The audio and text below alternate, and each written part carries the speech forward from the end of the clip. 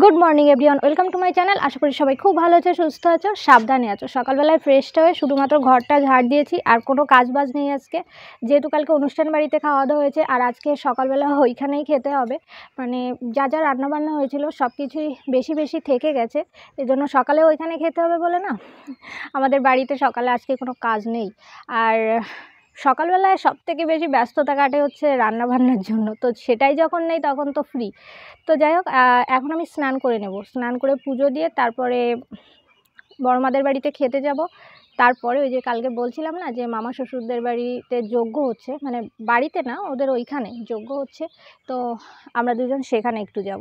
আবার কালকে তো বাবার বাড়িতে চলে যাব। তো ভাবলাম সকাল সকাল ভিডিওটা শুরু করে দিই। আর আমার পিছনে দেখো, সকালবেলায় ঘুম থেকে উঠে যদি দেখা হয় যে গাছে অনেক ফুল ফুটে পড়েছে তাহলে কিন্তু ভীষণ ভালো লাগে আর পুজো দিতেও ইচ্ছে করে। আর এই সাইডে দেখো, জানি না বুঝতে পারছো কি না, আমার পিছনে কিন্তু জবা ফুল ফুটেছে বেশ অনেকগুলো। তো সকাল সকালে স্নান করে পুজোটা দিই। আরেকটা জিনিস তোমাদের সঙ্গে শেয়ার করি, তোমরা সকলেই জানতে যে এইখানে হচ্ছে আমাদের একটা মাটির রান্নাঘর ছিল, বাট সেটা না ভেঙে ফেলেছে। ভেঙে হচ্ছে এই যে বাবা আবার নতুন করে একটা রুমের মতো তৈরি করছে। মানে আমাদের যে রান্নাঘরটা তৈরি করেছে এই যে এই সাইডে, ওই দেখো যে রান্নাঘরটা তৈরি করেছে ওই রান্নাঘরটা না ছোট হয়ে গেছে। তো মানুষজন যখন আসে, মানে অনেক মানুষজন, তখন না খাওয়া যায় না, মানে সবাইকে ওইখানে দেওয়া যায় না। তার জন্য এই ঘরটা শুধুমাত্র তৈরি করছে, যখন অনেক মানুষজন হবে এখানে একটা টেবিল চেয়ার টেবিল থাকবে, তো এইখানেই খাওয়া দাওয়া হবে এই জন্য। তো যাই হোক, ফোন বাজছে পরে। তো চলো বন্ধুরা, ভিডিওটা তোমরা দেখতে থাকো সম্পূর্ণ। আশা করি ভিডিওটা তোমাদের সকলের খুব ভালো লাগবে। একটা শুকনো পাতা পড়েছে। এই যে স্নান করে চলে এসেছি ফুল তুলতে, দেখো কত ফুল ফুটেছে। অবশ্য এখন না, মানে এই টাইমে ফুল অনেক ফোটে। যাই হোক, আমি এখন পুজো দেব আর ও হচ্ছে খেয়ে দিয়ে এসে তারপর স্নান করবে। আর আমি পুজো দিয়ে খেয়ে দিয়ে তারপর রেডি হয়ে যাব ওই যে বললাম না যজ্ঞে।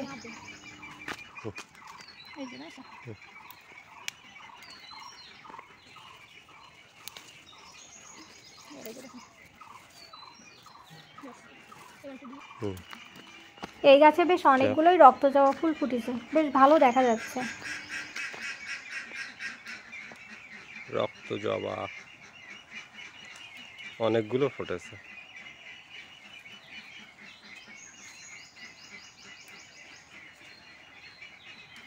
ফুলগুলো হচ্ছে জোরে জাত লাগবে।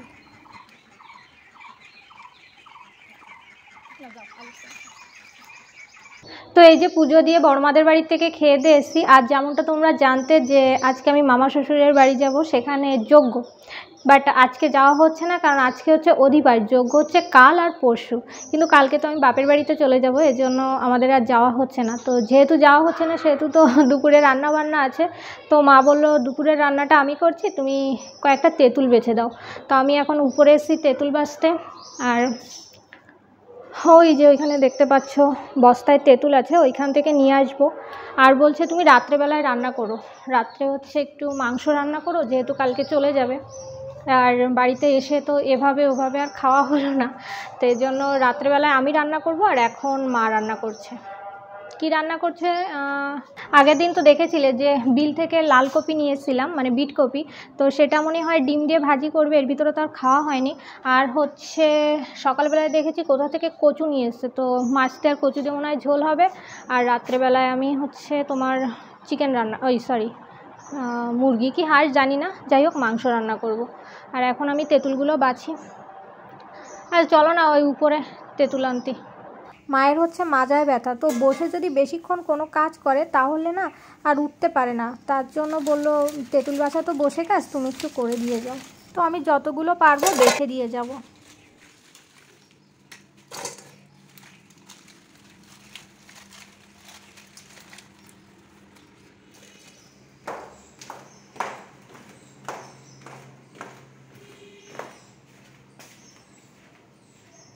এই তেঁতুলের খোসার ভিতরে না মাঝাল আছে, তো অনেক সময় দেখা যাচ্ছে খোসা ভাঙছি, ভাঙার পরে হঠাৎ করে দেখছি হাতে কামড় দিচ্ছে। আর কোনটার ভিতরে আছে কোনটার ভিতরে নেই সেটা কিন্তু একদমই বোঝা যাচ্ছে না।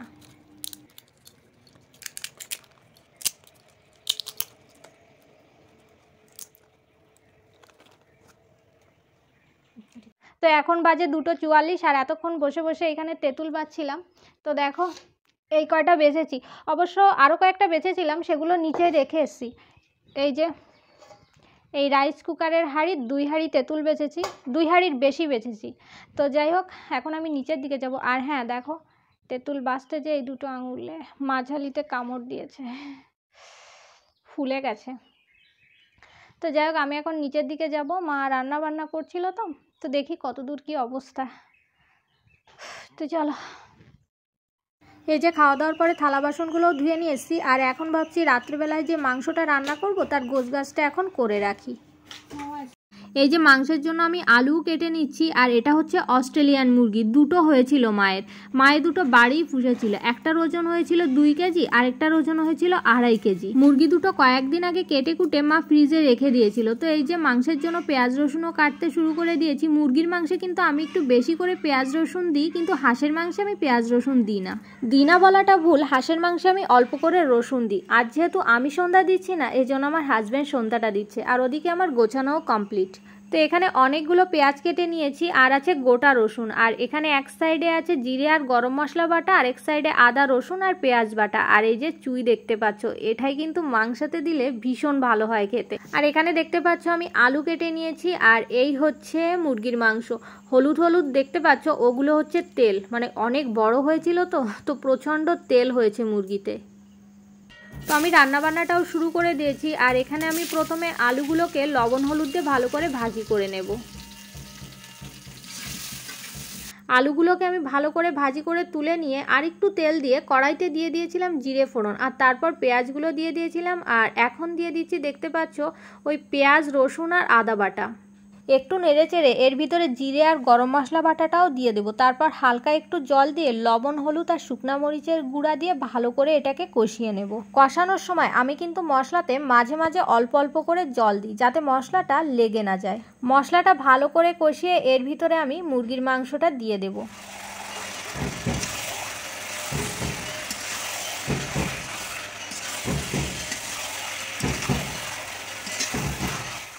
যেহেতু আমার একটু কষানো হয়ে গেছে, আর এখন আলুগুলোকে দিয়ে আর একটু ভালো করে কষিয়ে নেব। যত বেশি কষানো হয় ততই কিন্তু মাংসের টেস্ট হয়। মাংসটা একটু ভালো করে কষিয়ে আলু দিয়ে দিয়েছি। এখন আর একটু কষাবো, তারপরে জল ঢেলে দেবো, আর তারপরে আর কি হয়ে যাবে। আর নামানোর আগে একটু চুই থেতো করে দেবো, শিকড়ের চুই। আমি উনানের আরেক সাইডে কড়াইতে জল গরম করতে দিয়েছিলাম, তো এখন সেই গরম জলটাই মাংসের ভিতরে ঢেলে দিলাম। আমি অধিকাংশ সময় কিছু রান্না করতে গেলে না গরম জলই ব্যবহার করি।